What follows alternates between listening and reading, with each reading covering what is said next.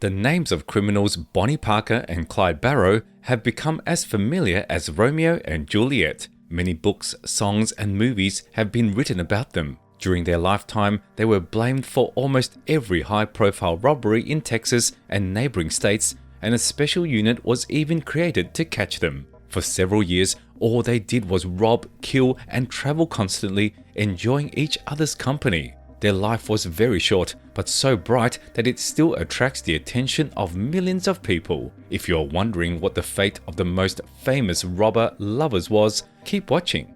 Meet Bonnie and Clyde on the other side of the law. Clyde Chestnut Barrow was born March the 24th, 1909, to Henry and Kumi Barrow near Tellico, Texas. He was the fifth of 7 children. The Barrow family was not wealthy. His parents worked as farmers in rented fields, and there was not enough time for a decent upbringing for their children. According to the recollections of Clyde's younger sister Marie, the best times of their childhood were when they went to the movies in the towns near their tent camps where they usually lived. Clyde came to love the adventures of Wild West gunslingers and spent weeks imagining himself as Jesse James after watching such movies. After harvest, the Barrow family moved frequently, causing the children to have to change schools. During the period when the harvest had to be especially closely monitored, their parents separated the children and sent them to different relatives. Eventually, the Barrows moved to a tent camp west of Dallas.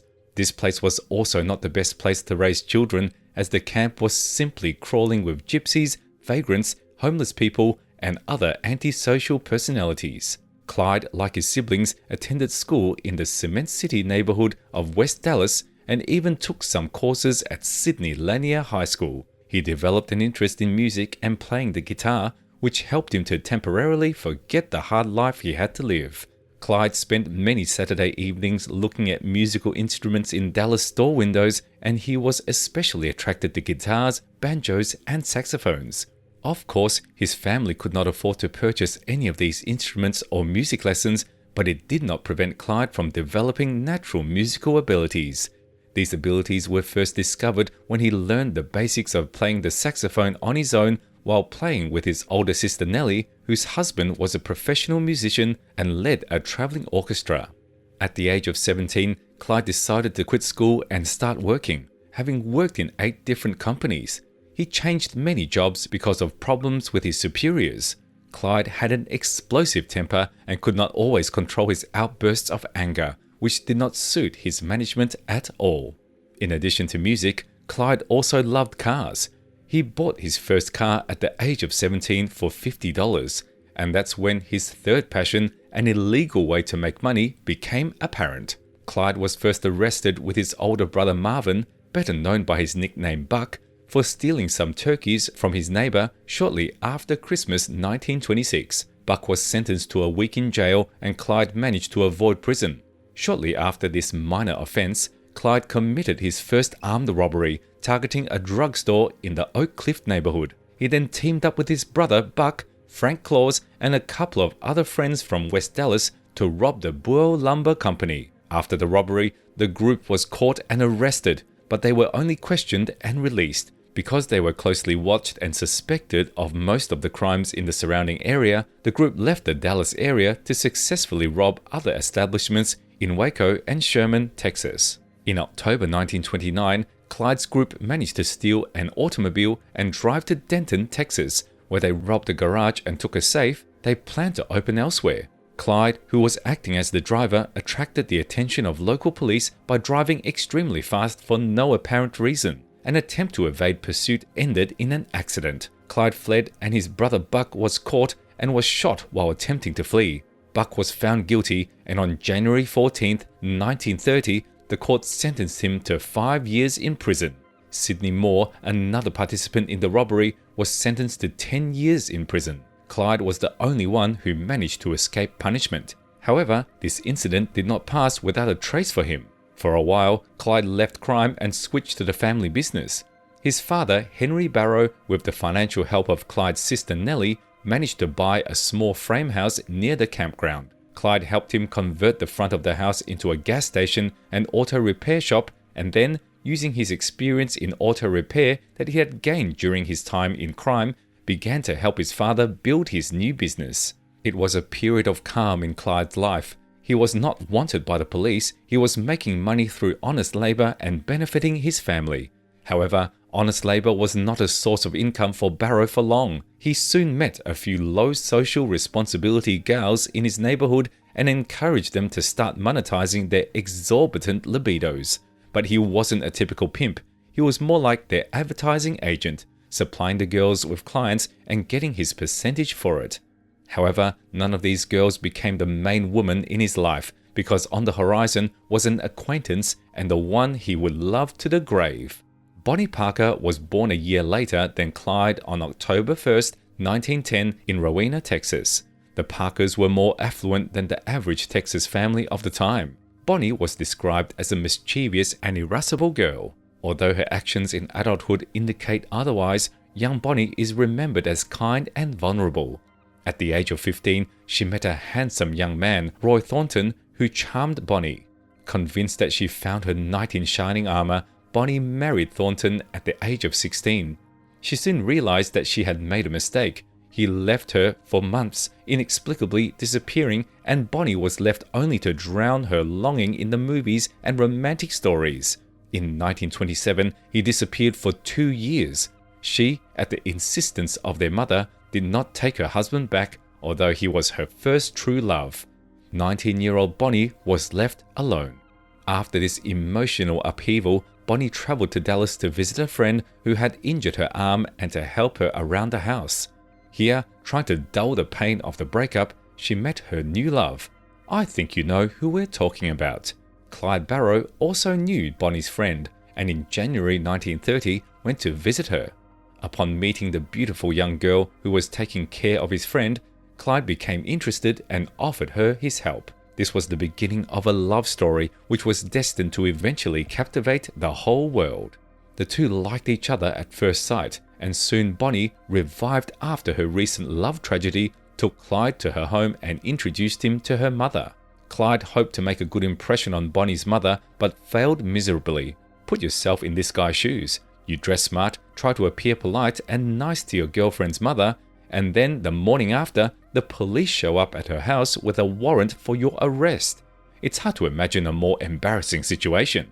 Clyde was arrested for his part in a robbery in Denton. This incident, oddly enough, did not make Bonnie forget her new knight, and a few weeks later, while in the Denton jail, he received a letter from her in which the girl hoped that this was the last time Clyde would get into trouble of this kind. On March 2, 1930, Clyde was transferred to the prison in Waco. By then, Bonnie had not seen him for quite some time and longed to see him again. After assuring her mother that she would be perfectly safe, Bonnie moved in with her cousin Mary in Waco, from where she could visit her lover. Clyde was placed in a prison cell block with 4 other criminals, including the notable William Turner. When Bonnie came to see Clyde, Turner told her of a plan whereby he and Clyde could escape with her help. Bonnie was to visit Turner's parents' home in East Waco, retrieve a gun that belonged to him, and bring it back during her next visit to the prison. After getting approval from Clyde, Bonnie agreed. That evening, Bonnie convinced her cousin to drive her to the right neighborhood. Turner's parents were absent, and the mission was a success. Afraid of getting caught by the police with a gun, Bonnie immediately went to the jail and easily handed the weapon to her lover. These were the first known crimes in Bonnie's life. Next was to execute the main part of the plan. In the evening, Turner asked the jailer for a glass of milk to soothe his upset stomach.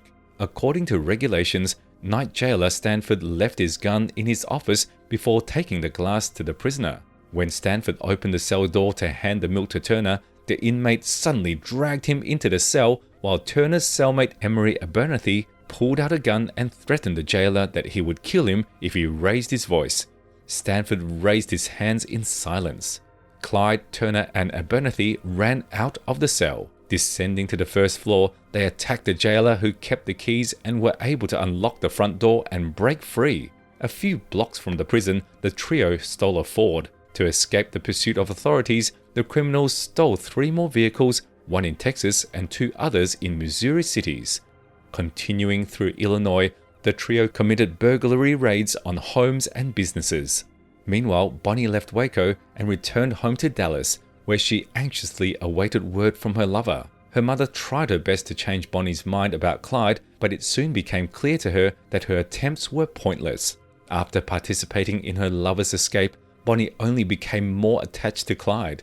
Soon, she received a message from him from Illinois in which he swore his love to her and asked her to tell his mother that he was all right. He and his former cellmate were indeed all right, something that could not be said for the firms they had robbed in Indiana. By March 18, 1930, the trio had reached Middleton, where they committed a robbery at night at a dry cleaner and then at a depot in the office of the Baltimore and Ohio Railroad. The total proceeds amounted to $60. The next morning, the registration number of the suspicious automobile was reported to the police. On their way west to Middleton, they stopped for breakfast at a convenience store diner. Just as they were pulling away from the establishment, two patrol cars pulled up nearby. Clyde's accomplices jumped out of the car and attempted to flee, while Barrow continued driving the vehicle. A short time later, however, Turner and Abernathy were caught by police officers. Unsuspectingly, Clyde returned for his friends in another vehicle and began driving around hoping to find them. Police officers spotted him and blocked the car. Clyde jumped out of the car and ran, and Middletown patrolman Tom Carmody rushed after him.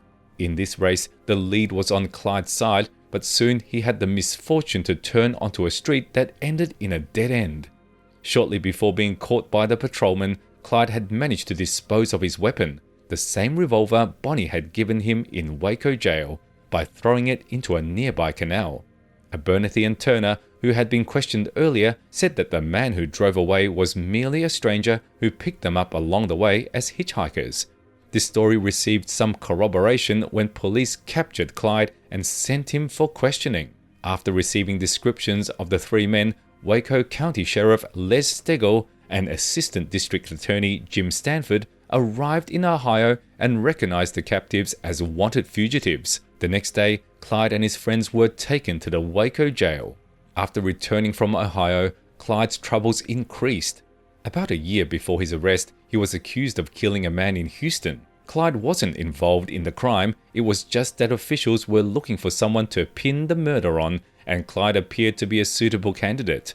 But the testimony of alleged witnesses was discredited and the murder charge was dropped. On April 21, Clyde Barrow was transferred from Waco to the Texas Federal Penitentiary in Huntsville. He was 21 years old, but said he was 18, hoping the guards would treat him more leniently. Shortly after arriving in Huntsville, Clyde was sent to the Eastham Prison Farm, 40 miles from the main prison, where he began serving a 14-year sentence. While at Eastham, Clyde was raped by a large and overbearing inmate. This man was Ed Crowder, a criminal who, after making several escapes from prison, managed to increase his original sentence of 15 years to 99. He was destined to live on Eastham Farm for the rest of his life, and realizing this, Crowder did not restrain himself.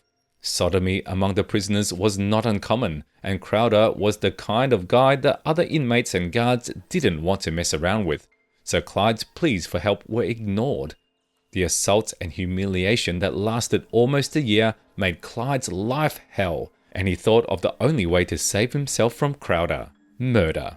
Teaming up with another criminal, Aubrey Scully, Clyde devised a plan. They agreed that Scully would take responsibility for the murder, but the risk would fall entirely on Clyde. This meant that if the plan failed and an angry Crowder tore Clyde apart, Scully would not interfere. On October 29, 1931, while returning from fieldwork, Clyde hid a piece of lead pipe in his pant leg. That night, when the other inmates had gone to their bunks, Clyde headed towards the toilet. As he expected, Crowder followed him. When his rapist was within reach, Clyde brought the pipe down on his head with a furious blow, fracturing his skull and killing him instantly. His accomplice Scully was hiding nearby, and as Crowder collapsed to the floor, he plunged a homemade shiv into his corpse. The guard heard the scream and came running. Aubrey Scully confessed to the murder. Even though Scully's only weapon was a shiv, and Crowder's cause of death also stated a fractured skull, no one questioned it. The fact that Scully decided to take all the blame only made life easier for the jailers. The grand jury did not indict Scully, ruling that he acted in self-defense. Crowder's reputation played against him and he was buried and forgotten. Clyde had proven he wouldn't hesitate to kill if he felt cornered. As for Bonnie, her life certainly wasn't as horrible as her lover's, but she was having a hard time as well. She was devastated by her separation from Clyde. The letters she wrote to him only added to her pain, and at one point she stopped corresponding. Struggling with homesickness, Bonnie got a job as a waitress and started dating other guys just to distract herself. Kumi Barrow tried her best to help her son and get his sentence reduced, begging the district judge to reduce his sentence. Unaware of his mother's efforts, Clyde was despondent.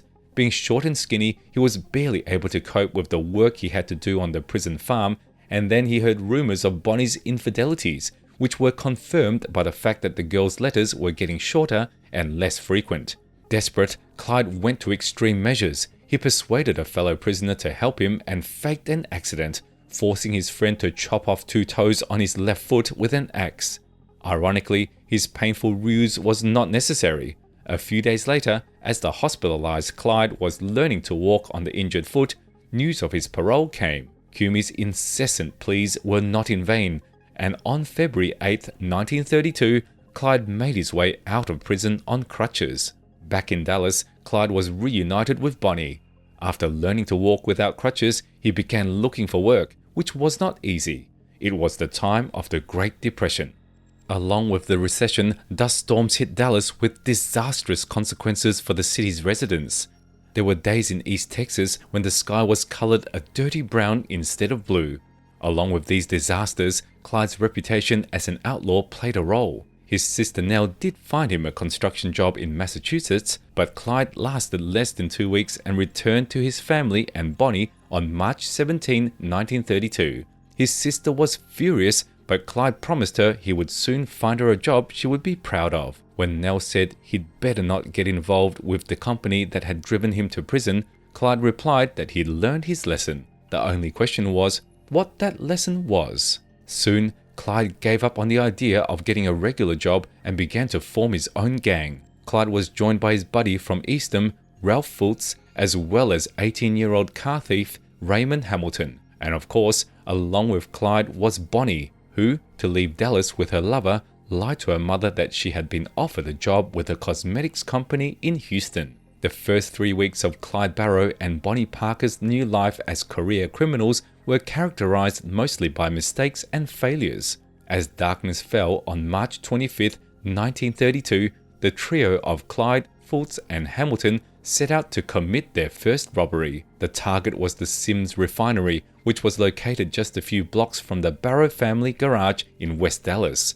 Clyde was convinced that a large amount of cash would be in the company's safe that night, information he had gotten from a Sims employee. The plan was simple: break through the mesh fence, overpower the guard, break into the safe, and then fill the bags with the loot and escape under the cover of night. The expected profits was several $1,000s. Breaking through the fence was easy, but contrary to Clyde's expectations, there were 4 other employees working in the building. However, they were not a big problem. The guys were quickly subdued and tied up. The room with the safe was found, and the trio broke down the door. And at that moment, Clyde's Swiss watch reliable plan collapsed. The safe was empty. The would-be thieves had successfully escaped, and I don't think it's even necessary to explain how Clyde felt after such a crushing defeat. But neither he nor his companions were about to give up. While Bonnie waited for instructions to pack for the trip, the trio of Clyde, Fultz, and Hamilton set up a series of small robberies in and around Dallas to build up a budget for the upcoming trip. They could not linger in the area. After the robbery of the Sims plant, the police were looking for them. The decision was made to go north and pick a bank to rob. It turned out to be the First National Bank in Lawrence, Kansas. The trio checked into the local Eldridge Hotel and spent 2 days exploring the city and the bank itself. After the fiasco at the Sims plant, they wanted to be certain of success. The criminals discovered that the bank president would arrive at the building at about 8:45 a.m. The other employees would arrive 10 minutes later, and there was 1 guard on duty at the entrance. On the 3rd day, they decided to commit the robbery. The president of the bank arrived at the building at his usual time. Clyde and Fultz, waving shotguns, rushed in after him. while Hamilton waited outside behind the wheel of a getaway car. Clyde forced the bank's president to open the vault while Fultz restrained 2 employees who had arrived at work already during the robbery. Clyde was given 2 bags of money, after which he and Fultz locked their prisoners in the vault and ran out of the bank to join Hamilton. The whole affair seemed ridiculously simple. The bank guard didn't even show up for work when Clyde's gang grabbed the money and fled. If the city cops tried to catch the robbers, they failed to even get on their trail. In Illinois, the trio stopped to count the loot. The proceeds from the case amounted to $33,000, a staggering sum for the time. After that, the robbers split up. Raymond Hamilton got the idea to continue raiding banks, while Clyde and Fultz had completely different plans. Their goal was to carry out a long-planned mass escape of prisoners from Eastern Prison Farm. Clyde and Fultz spent their share of the bank robbery on .45 caliber pistols, machine guns, and body armor before returning to Texas in early April 1932 and making a brief stop in West Dallas so that Clyde could visit his family and spend a few hours with Bonnie. After this short visit, Clyde and Fultz drove 40 miles north to Denton, where they met 4 local outlaws: Johnny Russell, Jack Hammett, Ralph Alsop, and Ted Rogers. The quartet were enthusiastic about the proposed raid on Eastham, probably because they had all served some time in that prison and knew of the horrors the inmates had to endure. The new group called themselves the Dallas Lake Gang. Clyde decided that 6 assailants would be enough to carry out a raid. At night, 4 guards were on duty outside the Camp 1 dormitory in Eastham. If the Lake Dallas gang succeeded in eliminating them, they could free the prisoners from the dormitory before the guards sleeping on the second floor woke up and tried to interfere. What to do then with a large number of prisoners was apparently not discussed. They were only planned to be pulled out of Eastham and armed if possible. From there, preserving their freedom would be everyone's personal responsibility. If Clyde was worried about anyone, it would be Aubrey Scully, who had helped him kill his rapist Ed Crowder and had taken full responsibility for the murder. In preparation for the raid, Clyde, Fultz, and their new partners found an isolated spot on the shores of Lake Dallas to check out the guns and vests they had bought in Illinois. They were joined by an acquaintance of Jack Hammett known as Red. The test near the lake brought disappointment. The vests, leaning against trees, were punctured by every bullet that hit them, and many of the guns didn't fire at all. The man who had resold Clyde and Fultz the guns had tricked them, but they had gone too far and had no intention of abandoning their goal, although they delayed its fulfillment. At first, the gang members planned to commit a simultaneous robbery of 2 banks located in Dena, but on this day, their plans were thwarted by a pair of Texas Rangers who were sitting in a parked car in the plaza. It was odd that the Rangers were hanging around town. Usually they were there to investigate a crime that had already been committed. Clyde had a sneaking suspicion that someone in his new gang might be an informant, but he had no proof, so he decided to proceed with the raid on Eastham after all. The members of the gang doubted that their members would be sufficient for such a grand enterprise, and so they decided to admit the Amarillo brothers of crime into their circle, familiar to Clyde and Fultz. Clyde, Fultz, and Red, who had recently joined the gang, traveled northwest to find them. They arrived in Amarillo on April the 13th, but the brothers, whose names Barrow's gang history had not preserved, were nowhere to be found. The trio turned back toward Dallas, but their car broke down in the small town of Electra, about 200 miles east of Amarillo. Normally, situations like this weren't a problem for Clyde. He could easily steal another car. But this time, 3 strangers parked in front of the warehouse for some reason seemed suspicious to the town clerk, and he reported them to Electra Sheriff James Taylor. The sheriff arrived on the scene just as Clyde, Fultz, and Red got out of the stored car and were about to head into town to steal another automobile. When asked by Taylor if they had any problems, Fultz replied that he and his friends had come from Wichita Falls and their car suddenly broken down. The sheriff then said he would have to take Fultz and his companions into custody and check their story. Instead of surrendering, Clyde pulled out a .45 caliber pistol and told the sheriff and the accompanying city clerk to raise their hands. At that very moment, McCormick, the man who had summoned the sheriff, drove up and Fultz pointed the revolver at him. Then Clyde and Fultz, along with the 3 hostages, squeezed into McCormick's car. As for Red, who had followed them, he had run away when the confrontation first began, and Clyde later decided that Red was the informant in his gang. About 8 miles from Electra, the bandits pulled their car over to the side of the road and let the hostages out. It was a risk. The hostages had time to get a good look at them, and kidnapping was considered a much more serious crime than carjacking or bank robbery. But neither Clyde nor Fultz at the time had any intention of hurting people they didn't think were guilty of anything. To avoid potential prosecution, Clyde drove back north towards Oklahoma. Once past the state line, he planned to drive east for a while and then south back to Denton, where they could reunite with the gang. But soon, the stolen Chevy ran out of gas, and the outlaws again needed to deal with a sudden problem. At that very time, a mailman named Bill Owens drove by, slowing down. The poor man was greatly surprised when 2 men standing beside the stored car jumped up on his running board and at gunpoint forced him to stop. Clyde took the driver's seat and assured Owens that, provided he cooperated, his life was in no danger. If you think this is where the tense moments of the trip ended, you are sorely mistaken. Clyde and Fultz needed to drive across a toll bridge on the Texas-Oklahoma border. Think they stopped and just paid the toll so as not to draw attention to the stolen Ford, especially since their hostage was scared enough not to make a sound? No way! Clyde simply sped through the barrier and flew into Oklahoma, whereupon a couple of bridge guards opened fire on the car. Although their bullets missed, the guards soon issued an APB on Owens' car. Clyde turned the car radio to a local station, and as they approached the town of Fletcher, an announcement was heard that the state police were setting up roadblocks on the main roads in the area. Clyde immediately turned onto a small road and told Owens to get out. With the criminal's permission, Owens took his bag of mail and asked a favor, not just to abandon his car, but to burn it so that the government could buy him a new one.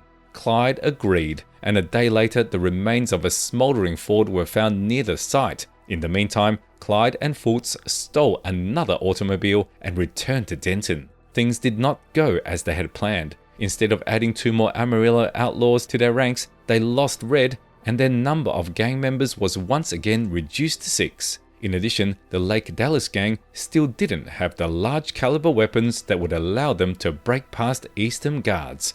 But the boys were still determined to make a raid on the prison. Jack Hammett offered to steal a new arsenal of weapons in a neighboring town. Clyde and Fultz promised to steal 2 automobiles that would be large enough to hold the escaped prisoners and fast enough to evade pursuit.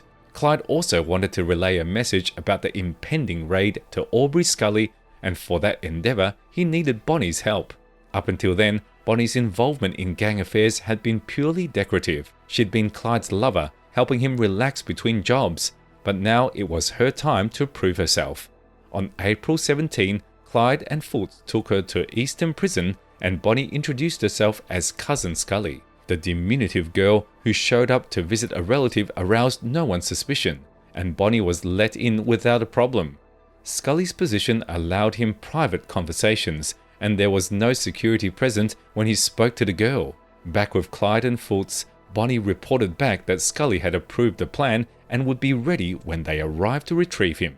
It certainly meant a lot to Bonnie that Clyde trusted her enough to use her as a go-between. The visit with Scully had gone so smoothly, and she had enjoyed being involved so much that it seemed natural for the girl to accompany Clyde and Fultz when they went to the town of Tyler to steal cars for the upcoming raid on Eastham. Fultz had no objection to her following them. He found Bonnie thoughtful and witty. Bonnie, for her part, felt that the trips to Eastham and Tyler gave her a new status as a permanent member of her lover's gang. Before leaving for Tyler, she told her mother that she was finally moving to Houston to take a job selling cosmetics there. Everything went smoothly in Tyler, and the outlaws were returning in new, bigger, and faster cars. But on the way back, they decided to stop at a store in Kaufman and steal guns in the middle of the night while Bonnie waited in the stolen Chrysler. Clyde and Fultz began picking the lock on the store door. A night watchman, whom the robbers didn't know existed, appeared nearby, and there was a brief exchange of gunfire between him and Clyde. The watchman then ran for help, and Clyde and Fultz jumped into the stolen cars and drove away from town. Kaufman's town people were quick to respond to the watchman's call, and in the few minutes it took Clyde and Fultz to find the main road leading to Dallas, The highway was blocked by a couple of giant graders. The criminals had no choice but to turn around and drive through Kaufman, then turn east onto a narrow country road strewn with mud. The stolen cars were undoubtedly much cooler than the local cars, and the criminals had no trouble evading pursuit. But then a violent storm began to brew. The already water-soaked road floated completely, and the cars quickly became stuck. Realizing that now they could be overtaken, the criminals continued on foot. Around 1 a.m., they reached a farmhouse. The owner had no car to steal, but offered the use of 2 mules. The fugitives had no choice. Bonnie and Clyde climbed on one mule and Fultz on the other.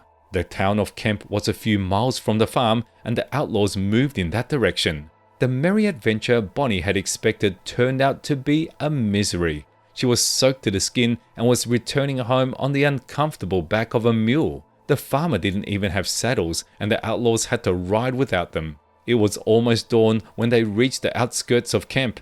Here they met the car of Scarsdale, the local doctor, which they had stolen without trouble.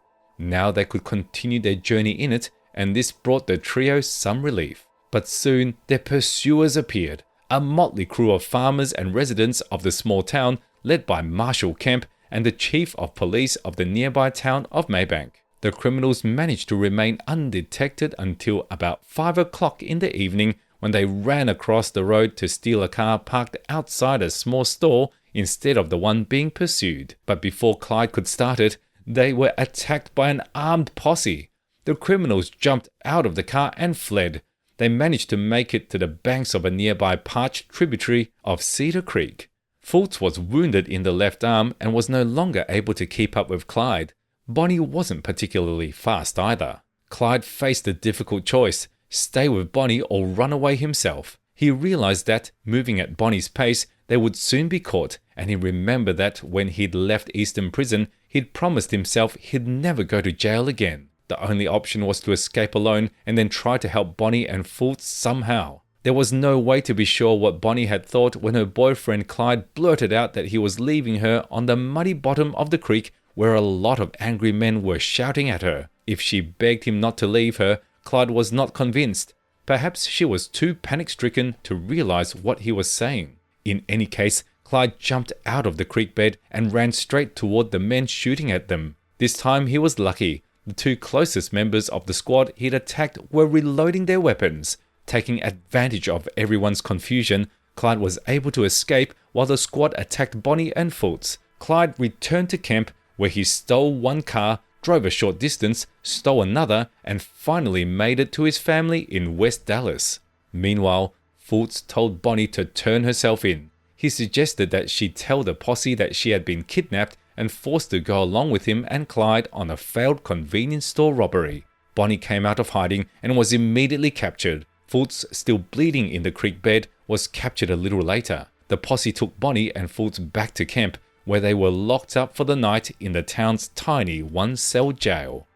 Promising to return for Bonnie and Fultz, Clyde didn't lie. When he reached his family on April 20, he informed them of what had happened and asked his younger brother Buck and his fiancée Blanche to go to Kaufman immediately and find out where his associate and lover were being held. He himself set out to get weapons. Over the next few days, all the plans of Clyde and his gang again fell apart one after another. The reason for this was the active law enforcement agencies that sent out tip sheets and responded to them quickly. Clyde was desperate. His gang was down to just 3 men, and a raid on Eastham seemed a hopeless endeavor. Clyde himself was wanted by the police. After a few days in custody, Fultz was sent to trial. His situation was unenviable. The criminal faced a return to Huntsville and possibly to Eastham Farm. Bonnie was temporarily stuck in the Kaufman jail awaiting the court's decision. It was hoped that the grand jury would believe the story that she was merely a hostage for Clyde and Fultz,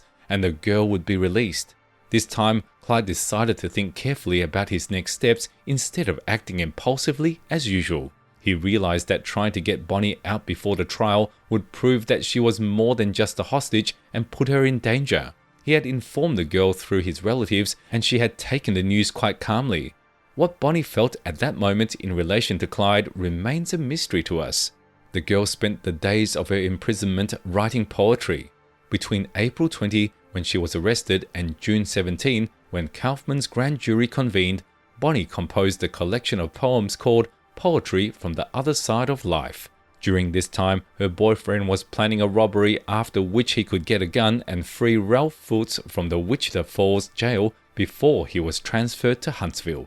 His new target was the store of wealthy John Boucher, which carried a wide variety of merchandise, from jewelry to musical instruments. Upon exploring the store, Clyde and his accomplices, Ted Rogers and Johnny Russell, discovered a large safe. However, there was a big risk involved. The landlord's apartment was located directly above the store, and Boucher's wife noticed Clyde and his company. Feeling uneasy, Clyde wanted to abandon his goal, but the imminent trial of Fultz and the determination of his comrades forced him to still go to the robbery on April 30, 1932. He had no idea how the scheme would turn out. Late in the afternoon, Clyde drove up to Boucher's store.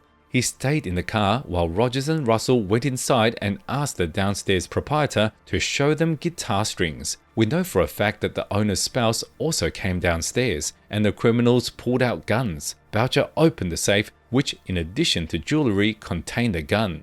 Boucher tried to take it and was shot by Ted Rogers. After taking the money and jewelry, the criminals ran out of the store and drove away. Their proceeds totaled $40 in cash. The stolen jewelry was valued at about $1,500. This incident completed the breakup of the Lake Dallas gang. The outlaws divided the loot and dispersed. Although Clyde was not present at the murder, the dead man's wife identified him as one of the robbers, and Barrow was now more than just a wanted thief. Law enforcement was hunting him as a murderer. Clyde was hiding from them while he contemplated a plan to save Fultz. Only there was no need to carry it out. Having contacted him through a mutual acquaintance, Fultz informed him that he and his cellmate had developed their own escape tactics. This escape, however, ultimately failed, but Clyde's cellmate received a lenient sentence, 10 years in prison for armed robbery, and he was sent not to Eastham but to the main prison wing of Walls, where he met Clyde's older brother Buck. Clyde spent May and the first weeks of June 1932 committing several small robberies in and around Dallas. His sister estimated that the total from these raids did not even amount to $100. Clyde was clearly treading water, waiting for a Kaufman County jury to decide Bonnie's fate. On June 17, Bonnie's trial was held, and the girl was acquitted and given her freedom.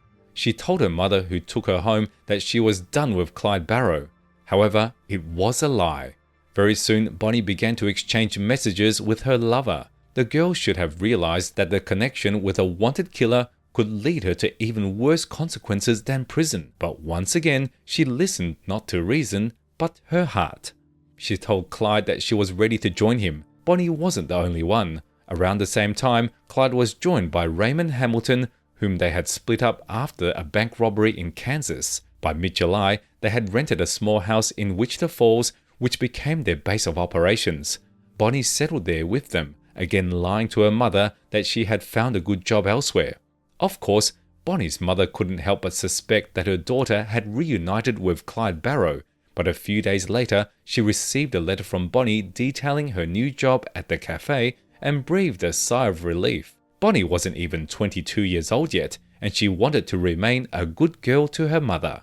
At first, the duo of Clyde and Hamilton was not lucky. The robbery they committed at the train station Interurban brought only $12. But on August 1, 1932, they joined the team of Ross Dyer that managed to rob the packaging company Newhoff, which was located a few miles from the house Barrow, and thus earned $440. 4 days after this robbery, Bonnie went to visit her mother, and Clyde and his companions had an opportunity to blow off steam and have some fun. Clyde, Hamilton, and Dyer drove the stolen car to Stringtown, Oklahoma, where at an open pavilion near the highway, the locals were just about to put on an entertainment event. The trio easily managed to blend into the drunken crowd, and they began enjoying drinks and snagging pretty girls.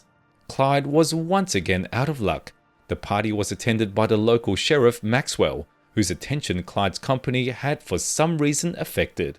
The sheriff approached the trio as they sat in the car and tried to arrest them. According to some reports, someone told him that a gun had been seen in the back seat of the car, but most likely it was because Clyde, who was sitting behind the wheel, was drunk. The criminals already had charges hanging over them, and they weren't about to give up and pulled out guns. There was a shootout between them and the sheriff, during which Deputy Sheriff Eugene Moore was killed and the sheriff himself was seriously wounded. Even though police units soon began to hunt for the killers, Clyde and Hamilton managed to escape, stealing several cars in the process. Their comrade Dyer was less fortunate. Mingling with the panicked crowd, he found a bus and traveled to Texas, where he was caught by the police. The incident made Clyde and his family realize that he had crossed the line and there was no turning back. If he had previously been charged with murder that he himself had not committed, now there was no chance of acquittal, and if caught, the electric chair awaited Clyde.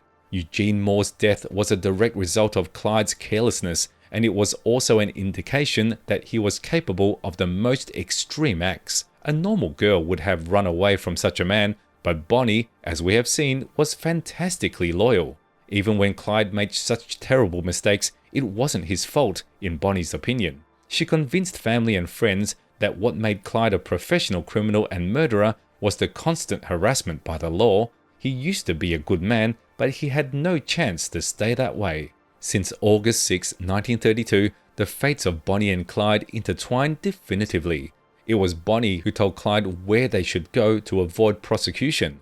This marked the beginning of a new period in Bonnie's own life, when she began her transformation from mistress to a fully fledged partner in crime. She and Raymond traveled to New Mexico, where Bonnie's aunt lived. It was an excellent choice. The local authorities had no reason to be looking for Clyde and Hamilton, and the state had poor communications with Texas. Appearing on the doorstep of her Aunt Millie Stamp's house on August the 13th, Bonnie introduced her to her companions, identifying Clyde as her husband, James White, and Raymond as their friend, Jack Smith. The trio set up at the home of Millie Stamps, who couldn't refuse their hospitality. However, the expensive automobile in which her niece arrived and the large sums of money Millie had seen from her husband and their friend could not help but arouse suspicion. So she secretly contacted County Sheriff's Deputy Joe Jones and asked him to come over to her house. Jones showed up at the house and asked Bonnie to get the men who had accompanied her while he went to inspect their automobile. Clyde and Raymond exited through the back door, one of them carrying a shotgun. The criminals fired a warning shot. The deputies surrendered without resistance. Clyde couldn't just let his hostage go. After all, it was a policeman. But he didn't want to kill him. So, Clyde, Bonnie, and Raymond forced Jones into an automobile at gunpoint. Clyde got behind the wheel and drove east toward Texas. His destination was the town of San Antonio, where they dropped off a hostage with a naive request that they not raise the alarm for an hour. Of course, the deputy didn't honor it, but it took him some time to get to the nearest person with a phone and call the San Antonio police. The police immediately set up roadblocks on the main highway between San Antonio and Dallas, but they missed.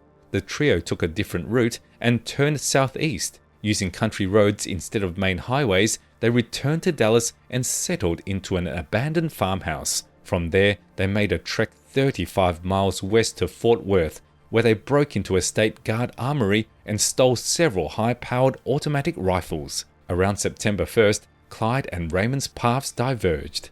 Hamilton was going to move to Michigan for a while. Clyde and Bonnie continued to live off petty looting of country stores and service stations. The couple did not sit still and traveled constantly. The unsigned postcards that came from them kept members of the Barrow family informed of their wanderings through the Midwest. These postcards told of trips along the Great Lakes and described the skyscrapers of Chicago, so it could be said that Bonnie and Clyde had something of a romantic journey. Traveling by car, they stopped at motels. Sometimes they went into farmhouses and asked to be let in for the night, paying their hosts with money or food. When there were no motels or farmhouses nearby, they slept in the car. Bonnie and Clyde had their quarrels, but generally they behaved like a typical couple in love. Clyde tried to make his girlfriend happy and even stole a typewriter for her so she could type new poems on the road. In October 1932, Bonnie and Clyde returned to Texas. While driving past the Barrow gas station, Clyde threw away a Coca-Cola bottle with a note inside. The message was intended for members of his family and included a time and a place to meet. In addition, Clyde took Bonnie to visit her mother. Within minutes, Bonnie told her mother that she was fine. Then she slipped out of the house before Emma Parker could start lecturing her about the mistake she was making by accompanying Clyde Barrow. Before leaving West Dallas, Clyde had enlisted two outlaws, Frank Hardy and Hollis Hale, to travel north with them to Missouri. This was not difficult because, thanks to the efforts of journalists, Clyde's name appeared in all the newspapers, although often his participation in the thefts or murders committed was speculation. On November 30, Clyde's new gang committed a robbery at a bank in Oronogo, Missouri. Bonnie had gone there the day before on a reconnaissance mission, but apparently because she had never been in a bank before, she did not know how to behave and aroused suspicion. This explains the fact that on the day of the robbery, things did not go as planned. At 11:30 a.m., Clyde, Hale and Hardy arrived at the bank. Clyde and Hardy entered the building with a machine gun, while Hale remained waiting outside in a getaway car. As expected, the bank was almost empty of customers, but the teller had a gun handy, hiding behind the counter, which was armored and which Bonnie, due to inexperience, hadn't paid attention to. The teller began firing. Fortunately for the robbers, his gun jammed after a few shots. Clyde returned fire, but his bullets could not penetrate the counter and the cashier was unhurt. Meanwhile, Hardy grabbed the money lying on the counter, whereupon he and Clyde ran out of the building and drove away. There was no harassment. The proceeds totaled $110.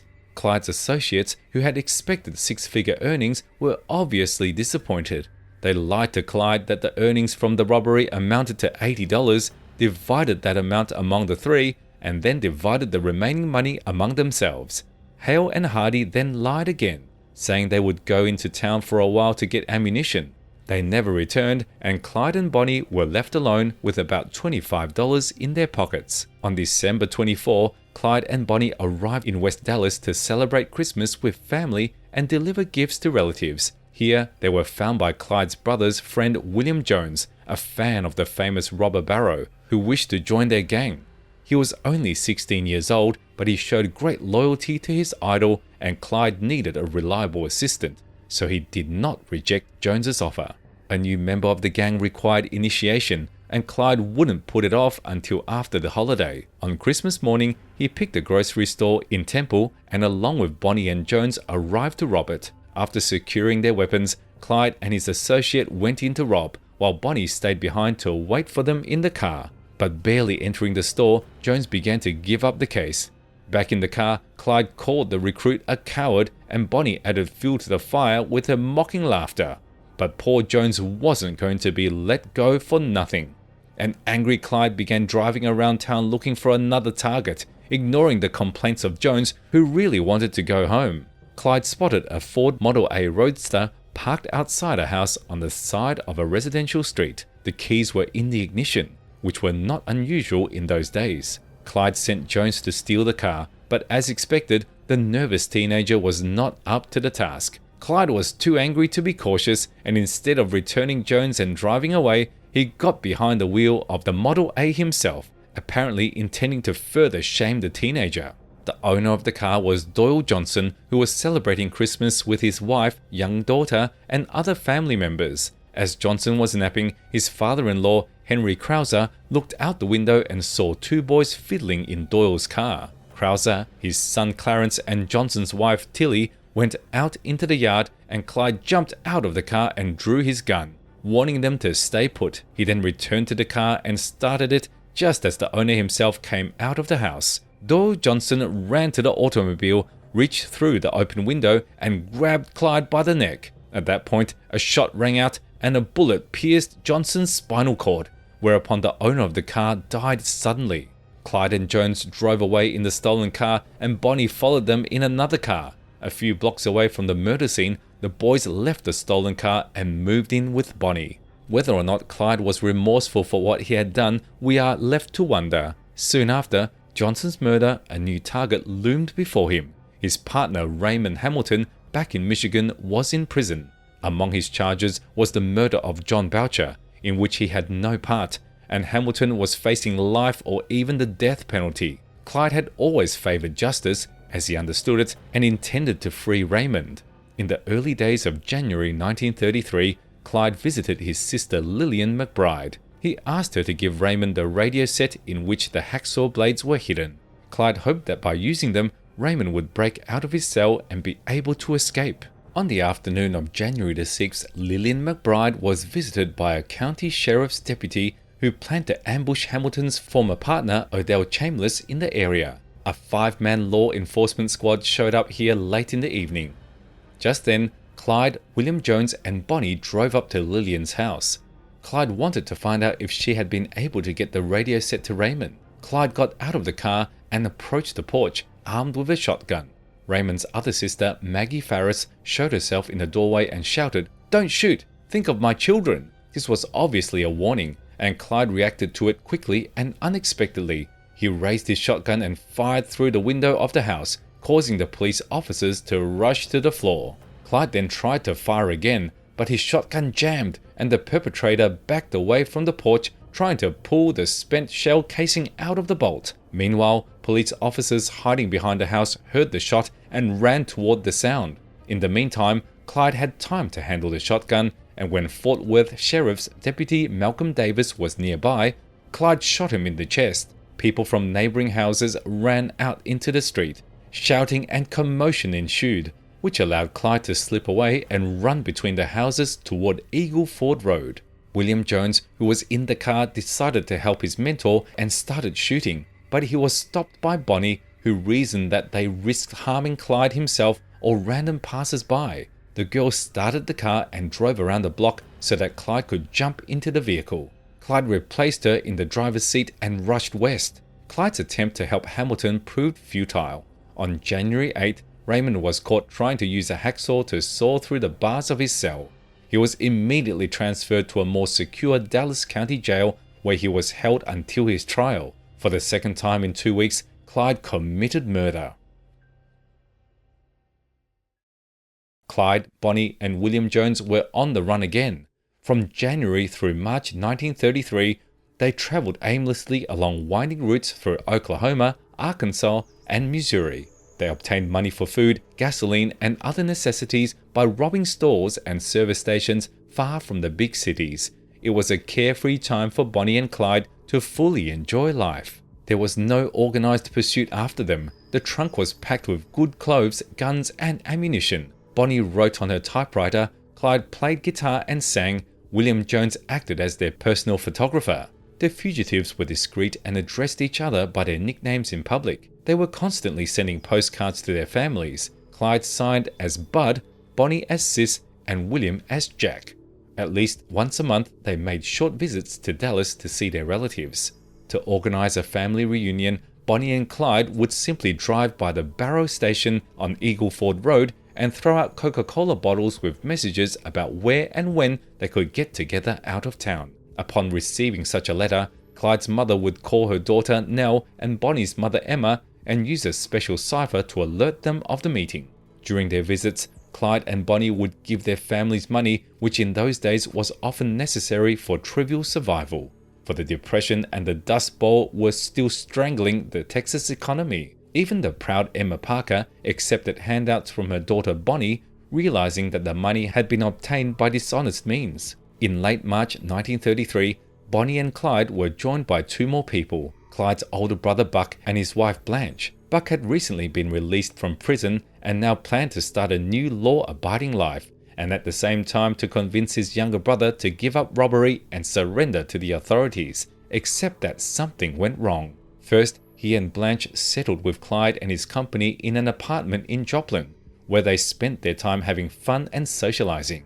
Buck's entreaties had no effect on Clyde, and he was not eager to voluntarily return to prison, where he believed only the electric chair awaited him. Eventually, 5 suspicious people living in the apartment attracted the attention of the authorities, and on April 13, a specially organized police squad arrived at the house in 2 cars. The officers believed that the individuals hiding in the apartment might be selling contraband booze and were carrying only small caliber handguns. They pulled up just as Clyde and William were closing the garage door. District Constable Harriman tried to get inside, but Clyde shot him with a shotgun, and he fell bleeding. A furious firefight ensued. William was seriously wounded in the abdomen, but he was not able to move and even tried to help his mentor whenever possible. Taking advantage of the more powerful weapons and the unpreparedness of the lawmen for the firefight, Clyde's team managed to escape. The fight left 2 police officers dead and the fugitives in a terrible situation. All their belongings were left in the apartment, their relative anonymity in Missouri was at an end, and William was seriously injured. The only first aid the teenager was able to receive was a bandage and aspirin tablets. Clyde and Buck also suffered minor injuries. Police, on the other hand, sent out an APB detailing the shooters. Buck and Blanche were among those wanted. They had no choice but to resign themselves to joining Bonnie and Clyde. Having obtained the necessary things, the fugitives went on a trip to different states.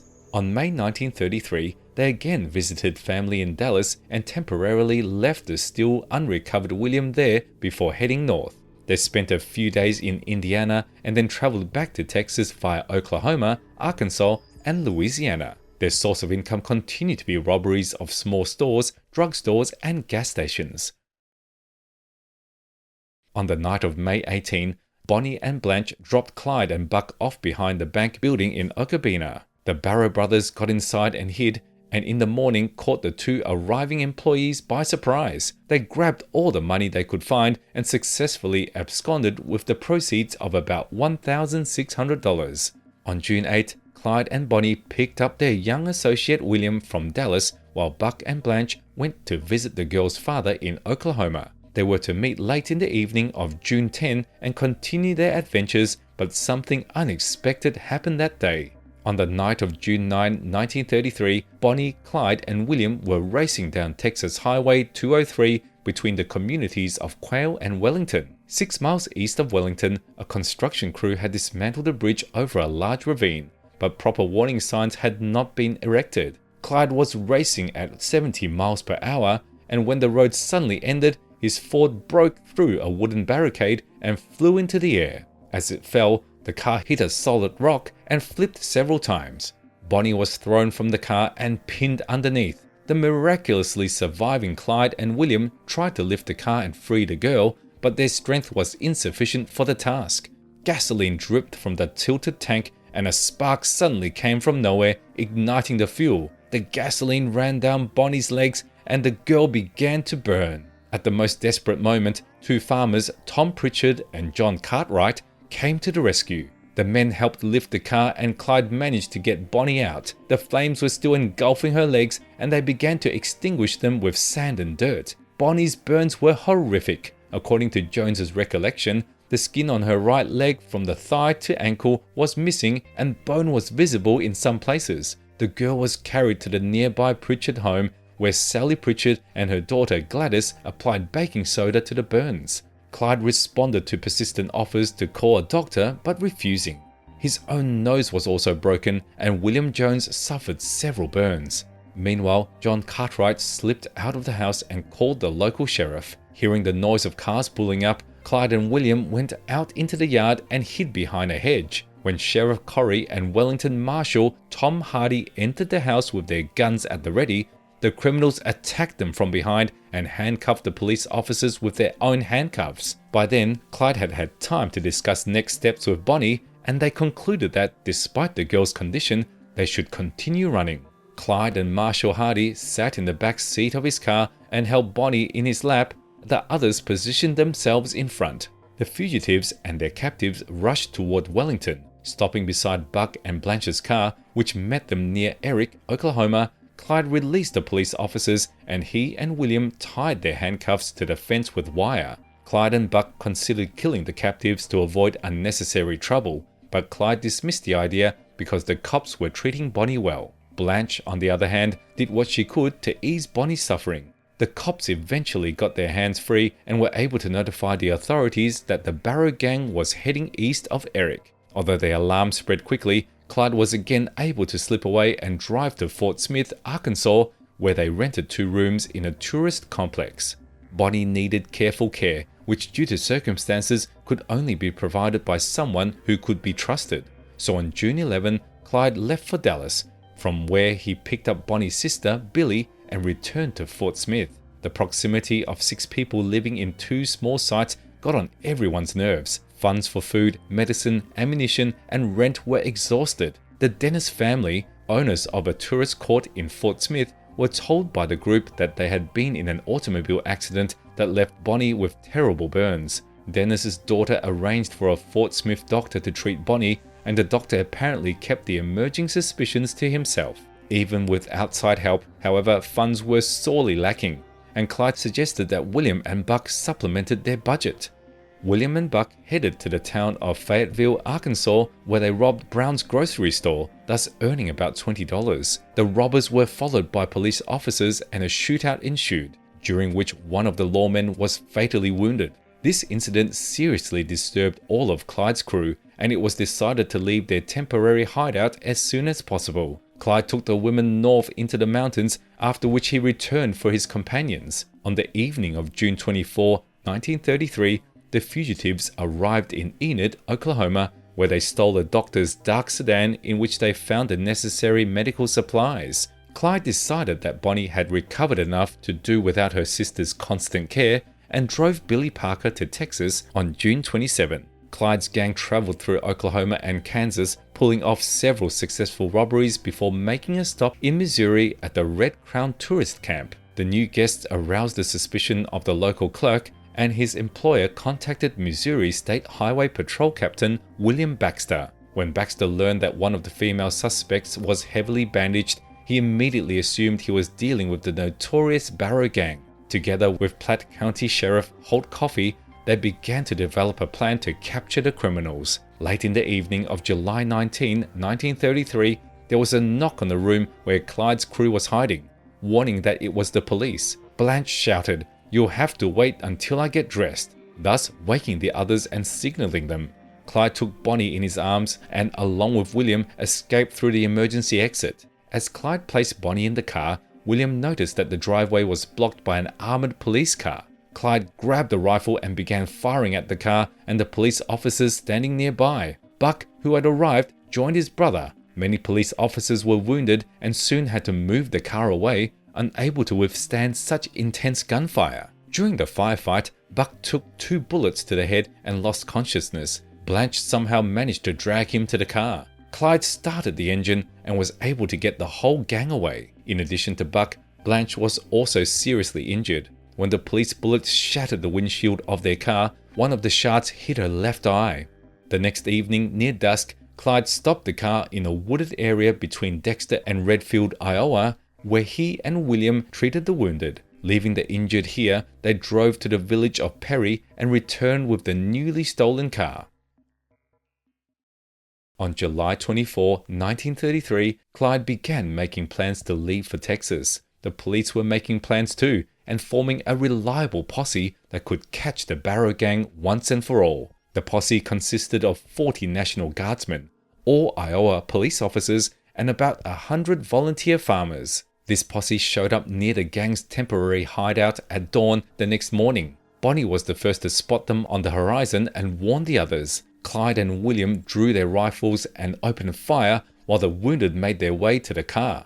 Then Clyde and William jumped into the car and drove a few yards away. A bullet from one of the pursuers hit Clyde in the arm. He failed to control the car and the car crashed into a tree stump. There was no way to free the bumper, and Clyde told everyone to move to the newly stolen car. The posse closed in around them harder and harder. The gunfire made the spare car just as unrideable, and Clyde's gang was left to seek cover in the bushes and behind trees. Buck took several bullets in the chest and back, and Clyde was shot in the leg. Leaving William to watch over Bonnie and Buck in the bushes, Clyde went in search of transportation. When the gunshot subsided, Bonnie and William climbed out of hiding and headed for the river where Clyde had gone. Suddenly, they heard gunshots again and thought Clyde Barrow had been killed.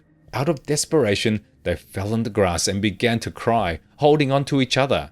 But soon, William and Bonnie looked up and saw none other than Clyde Barrow coming toward them through the woods. The trio crossed to the other side, and Clyde left William and Bonnie hiding in a cornfield. Upon reaching the nearest house, Barrow threatened the owner with a rifle, and he obediently handed over his car keys. Clyde washed William's wounds so that he could drive, after which he himself lost consciousness. Meanwhile, the posse discovered Buck and Blanche mortally wounded. They were taken to a hospital in Perry, Iowa.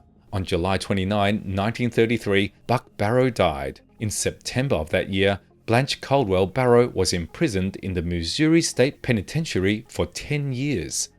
And William took his companions to Polk City, where they stole a better car, after which they continued west towards Denver. They found a wooded area where they could rest and remain there for several days. Clyde and Bonnie's wounds gradually healed, and Clyde was able to take over the driving again. At this time, William Jones must have decided that he had no future with his friends Bonnie and Clyde, so he bought a bus ticket to Houston and left. For the next few months, the couple traveled the country roads, camped in the woods, and stayed with a few friends and relatives Bonnie and Clyde could trust. On November 1st, 1933, Clyde's mother was celebrating her birthday, and the Barrow and Parker families organized a picnic in the countryside, where Bonnie and Clyde also came. The families then decided to get together again the following evening, which the police attempted to take advantage of. The plan was for the squad to surround the criminals and their families during the picnic, but the agitated lawmen rushed in and opened fire on Clyde's car before it arrived at the designated spot. Clyde abruptly turned around, and after driving some distance, he and Bonnie moved into the car of one Thomas James and Paul Reich. Of course, the men were against giving up their Ford Model B sedan for nothing, but the shotgun in Clyde's hands quickly changed their minds.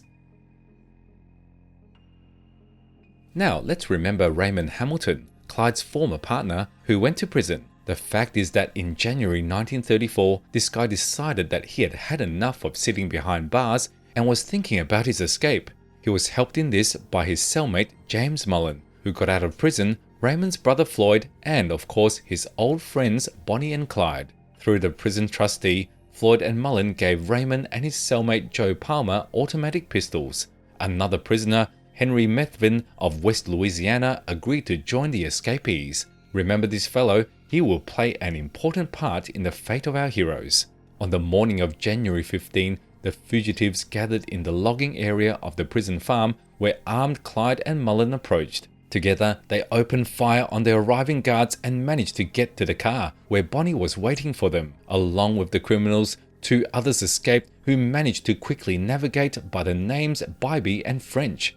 After driving a few miles, Clyde explained to the fugitives that traveling in such a large company couldn't help but arouse suspicion and split the group up. French and Bybee were left to their own devices, while Methvin, Hamilton, and Palmer continued their journey with Bonnie and Clyde. Bonnie and Clyde's new friends traveled to Ranger, Texas, and robbed the National Guard Armory. On the 27th, they got together again to rob the Lancaster Bank. The robbery took only a few minutes and did not require the criminals to fire a single shot. While Methvin was on duty in his car, Clyde and Raymond broke into the bank with guns and easily collected all the money they found in the vault.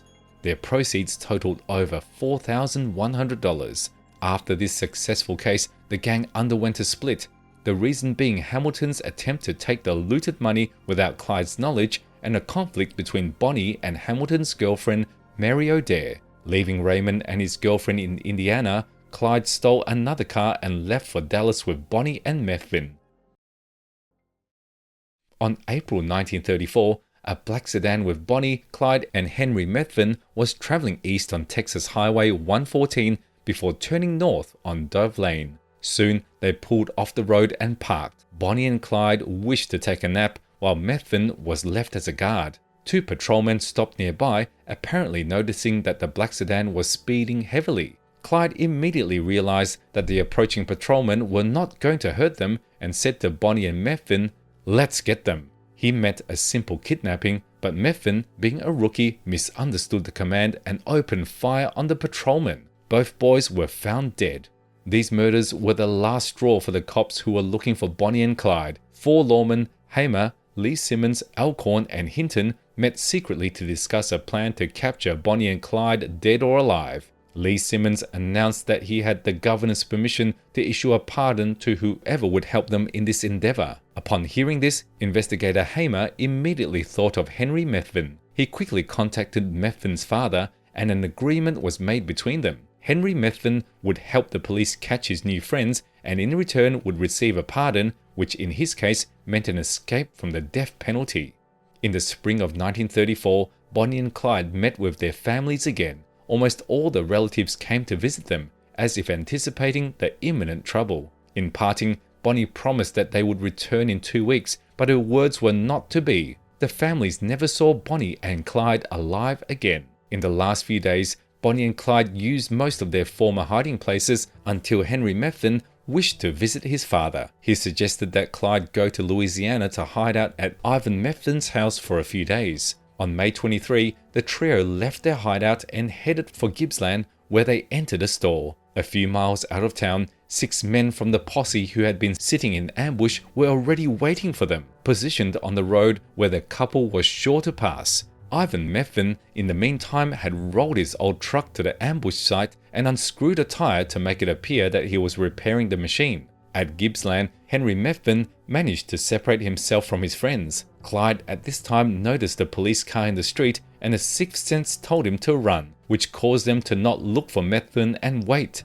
Around 9 a.m., he and Bonnie drove past the set ambush. Noticing Henry Methven's father, Clyde stopped to see if the old man needed help. Taking advantage of the perpetrator's attention being focused on Ivan Methven, the officers got out of hiding. Methven instantly ducked under his truck. Before Hamer could suggest that the criminals surrender peacefully, one of the officers, who harbored a particularly burning hatred for them, was unable to control his emotions and shot Clyde in the head. Unable to make sense of what was happening, the others also opened fire on Barrow's car. Clyde received multiple wounds to different parts of his body and must have died instantly. Bonnie also suffered multiple bullet wounds and let out a loud piercing scream before dying. The bodies of both were pierced by bullets and shrapnel over 40 times. Clyde Barrow was 25 years old at the time of his death. Bonnie Parker was 23 years old. Bonnie and Clyde's families arranged for their remains to be returned to Texas. Clyde's body was buried in Western Heights Cemetery in Dallas, and Bonnie's body was buried first in Fish Trap Cemetery and later reburied in Crown Hill Cemetery in Dallas. Bonnie's headstone, which rests next to her mother and nephews, has a long inscription that reads, "Just as flowers are made sweeter by sunlight and dew, so this old world is made brighter by the lives of people like you." On Clyde's headstone, the inscription is much shorter, a 4-word motto he asked his parents to write while he was still alive. Gone but not forgotten. Unbeknownst to him, he had predicted his and Bonnie's posthumous fame.